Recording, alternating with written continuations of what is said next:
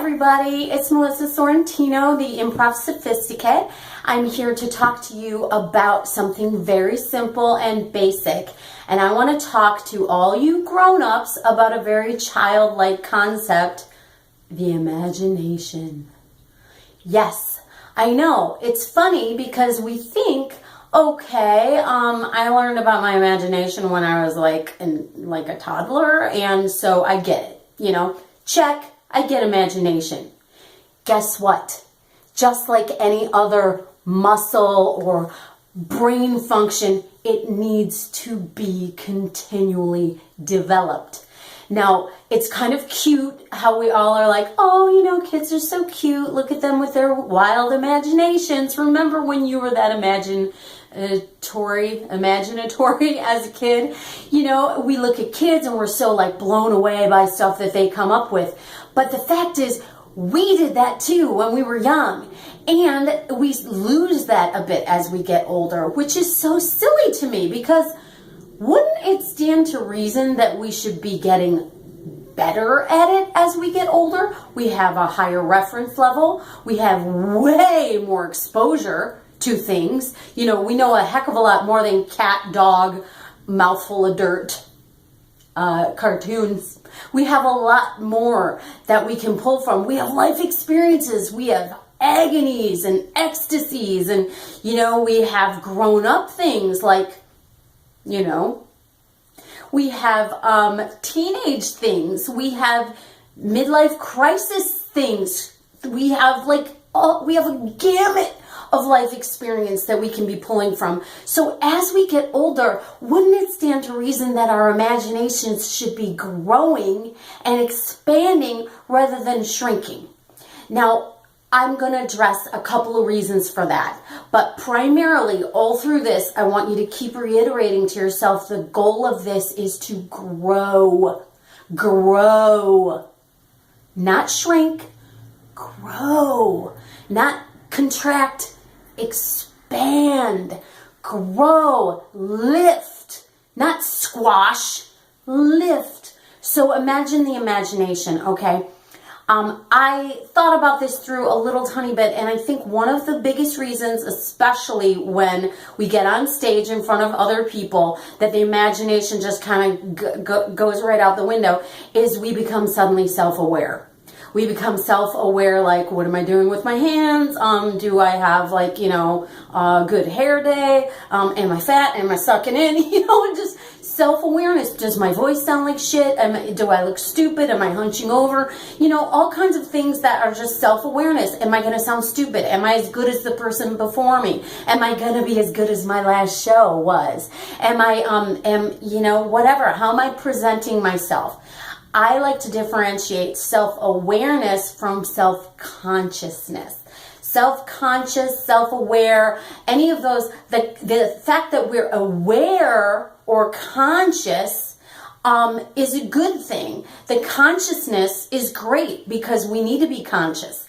That's how we engage our brain and our logic, which we do need in addition to the, you know, imagination so that we can make the machine work, right? So you want to be self-aware, you want to be self-conscious, but when you're self-aware, instead of being self-aware about you, why not open your imagination and be self-aware from the point of view of the character? So you have all that self-awareness already present, just funnel that into the character, you know?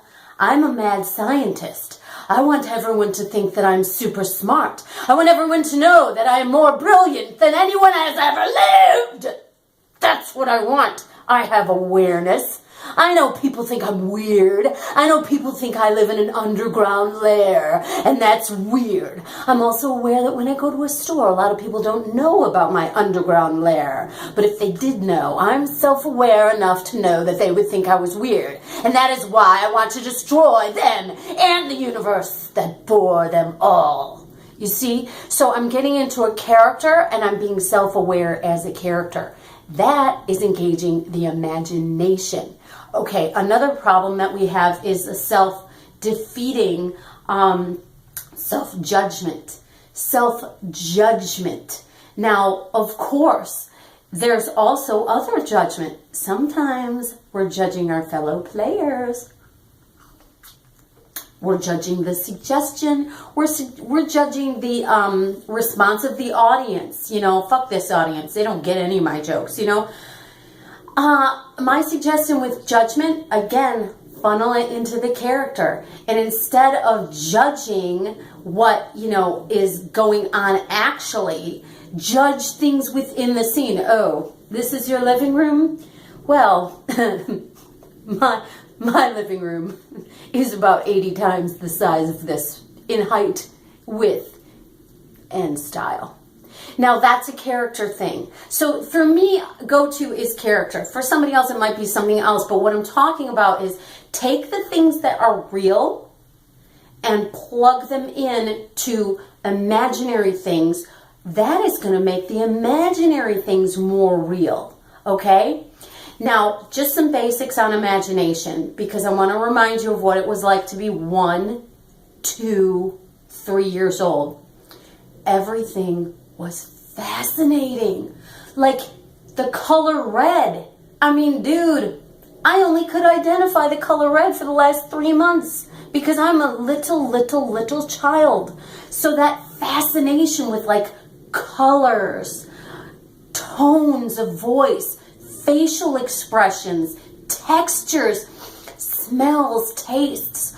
It's a sensory experience. So when you're being creative, engage the imagination, let it go into the creative mind and use all your senses, you know, use your smell, use your hearing, use your vision, use your taste, use those feelings, use those emotions, you know, use all those senses and engage your imagination.